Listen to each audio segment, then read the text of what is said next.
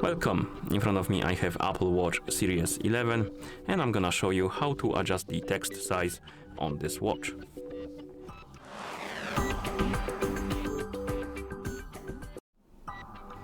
So first we need to wake up the screen on our watch, and you can do it by tapping on it.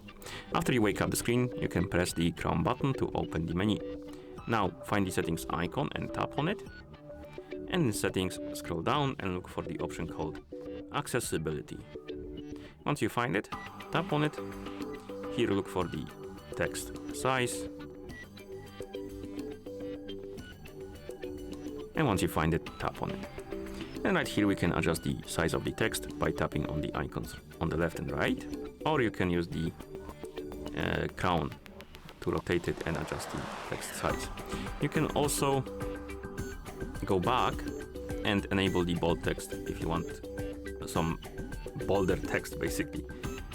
Okay, and once you're done, you can press the crown button to go back to watch face, and that's how you adjust the text size on this watch.